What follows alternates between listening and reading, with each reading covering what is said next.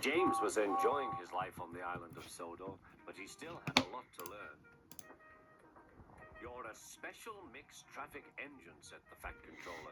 You can pull coaches or trucks quite easily, but you must learn by your mistakes. James knew what the Fat Controller meant. He could well remember that dreadful accident on his first day. Be careful with the coaches, James, said Edward. They don't like being bumped.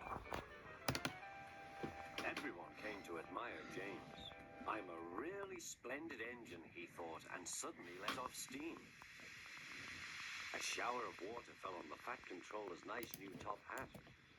Just then, the guard blew his whistle, and James thought they had better go. Go on, he puffed to Edward. Don't push, replied Edward. The coaches were grumbling too. Don't go so fast, don't go so fast. But James didn't listen.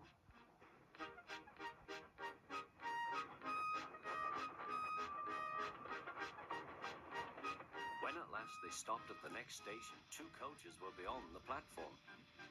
They had to go back to let the passengers out. But no one seemed to know about the Fat Controller's top hat, though James felt happier. Presently they came to the station where Thomas was waiting with his 2 coaches. Hello, James, said Thomas. Feeling better? That's right. Oh, that's my guard's whistle. I must go. I don't know what the Fat Controller would do without me to run this branch line. And he puffed off importantly. Edward and James passed the field where James had had his accident. The fence was mended and the cows were back again.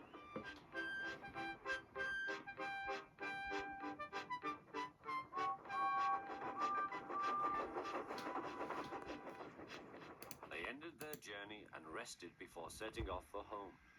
James was still wondering what the Fat Controller would have to say about his top hat.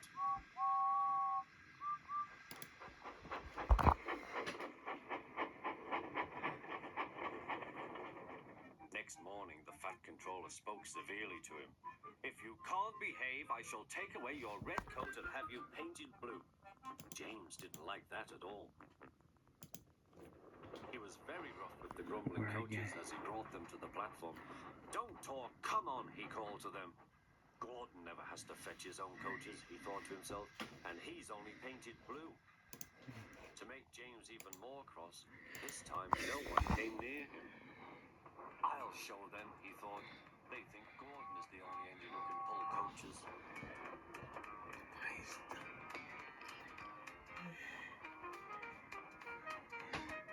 Hurry, puffed James.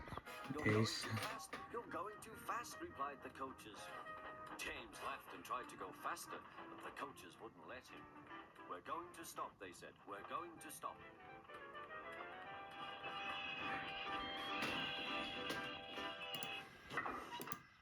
What's the matter? James asked his driver. The brakes are hauled on. Leak in the pipe, most likely. You've banged the coaches enough to make a leak in anything. How shall we mend it? Said the guard. We'll do it with newspaper and a leather bootlace, replied the driver. Well, where is the bootlace coming from? Asked the guard. Ask the passengers, said the driver. You have a leather bootlace there, I see, sir, said the guard to a smartly dressed man. Please give it to me. I won't, said the man.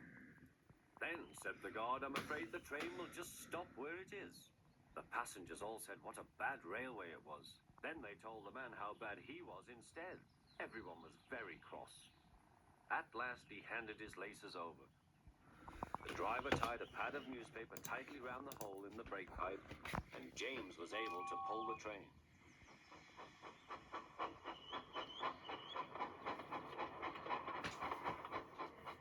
But he was a sadder and wiser James, and took care never to bump coaches again.